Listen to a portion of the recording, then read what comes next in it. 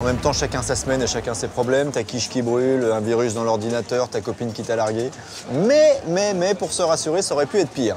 Par exemple, Philippe Poutou, son problème, c'est que personne ne le connaît.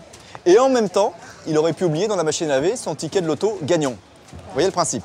La rubrique s'appelle « Ça aurait pu être pire » et vous applaudissez, s'il vous plaît, Monsieur Benjamin Delsol.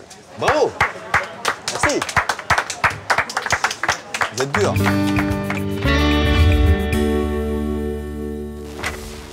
La course pour 2012 est enclenchée, mais pour le NPA, nouveau parti anticapitaliste, la déroute est d'ores et déjà annoncée. Adieu Olivier Besancenot et son vélo, place désormais à Philippe Poutou, ouvrier chez Ford. Waouh! Illustre inconnu choisi pour représenter le parti.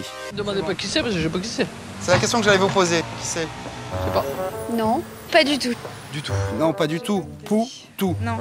Non. Peut-être quelqu'un qui a des ennuis avec la justice? Je ne. Et oui, avec seulement 3% des Français qui déclarent savoir qui il est. Oui, c'est Philippe Poutou. Mais enfin, je suis pas du tout de son bord, hein. Je vais vous le dire tout de suite. Ça semble quand même assez mal parti. Philippe, on pense à toi, ta famille, tes amis. Mais se faire connaître, être bon quand on passe à la télé, ça s'apprend. Je vais demander à Christian Blachas, professionnel de la com, de nous expliquer comment. Et pourquoi j'ai jamais vu ce mec? Alors je lis 8 quotidiens par jour, je regarde le maximum la télé, je connais pas quoi.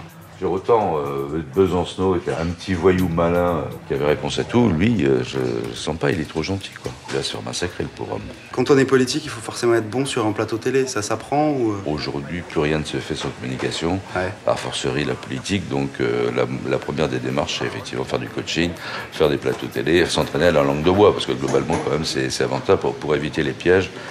Botter en touche, c'est quand même la meilleure des solutions. Est-ce qu'on doit le mettre dans les mains d'un grand communicant? Mais encore faut-il se méfier du mot grand communicant, parce qu'on a vu un peu la limite des fameux gourous. Hein, quand je vois Stéphane Fuchs, le grand gourou, qui s'est complètement ramassé. Alors c'est pas de sa faute les escarbes, enfin il s'est ramassé avec Jospin. Donc il faut ces gars-là qui retournent sa veste en permanence, etc. Moi je me méfie un peu des grands gourous. S'il devait faire une campagne demain, est-ce que quand on est au NPA, on ne doit pas faire de pub parce que la pub c'est le symbole du capitalisme? Rien n'empêche un parti anticapitaliste d'utiliser la pub. Je me souviens quand même que Marx et Lénine, hein, ils mettaient des grandes affiches pour eux partout, donc à la limite ils se servaient de la publicité pour véhiculer leur idéologie communiste. Et je pense qu'aujourd'hui, s'il y a un bon slogan avec 3 ou 4 mots, je pense que ça peut suffire à percer en politique. Bon, encore faut-il trouver les bons mots. Pour lui, vous lui en conseillerez 2 ou 3 mots? Moi je mettrais Minimir, mais Mini-Prime, il fait le maximum, voilà. Moi je pensais plutôt à Philippe Just Do It, ou il est fou Poutou, il est fou. Ça aurait pu être pire.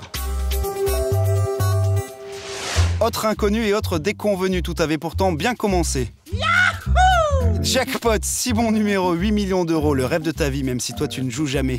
Mais 2 mois après avoir gagné, le joueur ne s'est pas manifesté. Au revoir, Le délai est dépassé, l'argent est paumé, les boules.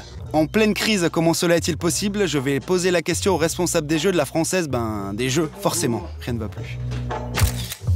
La raison principale, c'est l'oubli. C'est souvent les gens... C'est oublier d'avoir joué au loto ou oublier de vérifier, en fait. Oublier de vérifier. En se disant, non, j'ai pas dû gagner. Vous savez où le ticket a été validé. Vous avez le bureau de tabac, vous avez tout. Vous avez l'heure, vous avez tout. On a tout. Et si jamais le bureau de tabac a une caméra de surveillance et qu'on voit à telle heure entrer telle personne, est-ce que ça peut jouer sur ça ou... C'est compliqué parce qu'il faut être sûr que l'heure est la bonne, que... Vous cherchez pas plus que ça. 15 jours avant la date limite, ouais. On commence à organiser cette campagne d'information, justement, pour qu'ils viennent réclamer son gain. C'est la première fois que ça arrive comme ça? Depuis 20 ans, nous avons déjà eu 21 gagnants qui ne sont pas venus chercher le jackpot du loto. S'il se passe 2 mois et 1 jour, malheureusement, on sera obligé d'appliquer le règlement du jeu, publié officiel. Ça peut être horrible pour la personne. Ça pourrait être horrible pour la personne, mais jusqu'à présent, c'est jamais arrivé. C'est jamais arrivé. Et vous croyez donc du coup que maintenant c'est terminé, que cette personne ne se manifestera plus jamais? Non, le vrai gagnant, on le reverra pas. Ah non! Ils sont où ces 8 millions d'euros du coup? C'est l'argent des joueurs et ils vont être remis en jeu lors d'un tirage exceptionnel qui s'appellera le jackpot de l'inconnu. 8 millions de perdus, mais pas pour tout le monde. Ça aurait pu être pire. Dure semaine pour Mark Zuckerberg aussi, le créateur du numéro 1 des réseaux sociaux a plein d'amis, de friends, de POC, mais de plus en plus d'ennemis. Dernière affaire en date, Facebook est accusé de conserver des données effacées et de créer des profils fantômes. 22 plaintes formulées par un seul Autrichien, Max Schrems. Toujours se méfier de l'Autrichien procédurier. Internet est incontrôlable. D'autres, comme le collectif Anonymous, tentent de nous faire comprendre que Facebook a tout simplement pris nos vies. Non! Si, Alors Mark Zuckerberg va-t-il se retrouver au pied du mur, au pied du wall, et si son site fermait? Allez hop! Je vais demander des explications à Olivier Tesquet, 817 amis sur Facebook, journaliste à Télérama et spécialiste des internets. Et ça, c'est chouette. On est venu parler de ce garçon, Mark Zuckerberg. Il y a 22 plaintes qui ont été formulées à l'égard de Facebook et de Mark Zuckerberg. En même temps, on se demande quel est l'intérêt pour un particulier de porter plainte contre Facebook. Le jour où Facebook aura un souci, c'est s'il y a une class action, donc un recours collectif de 3 millions d'utilisateurs qui protestent contre un paramètre, contre une dérive, contre un... Voilà, là, ça peut devenir embêtant. Est-ce qu'on peut imaginer un jour le site est fermé en raison de non-respect de la vie privée? On voit tous les débats qu'il peut y avoir au niveau européen sur Google, par exemple, ça aboutit très très rarement parce que les intérêts financiers sont énormes, parce qu'il y a des enjeux qui sont quasi diplomatiques derrière. On touche pas à Facebook presque. On ne sait pas grand-chose en fait au final sur ce mec-là et sur sa vie au quotidien. C'est quelqu'un qui communique peu. Quand il est attaqué, il répond pas souvent. Ouais. Et c'est assez paradoxal de voir un mec comme ça qui est très secret, qui se retranche totalement derrière son site.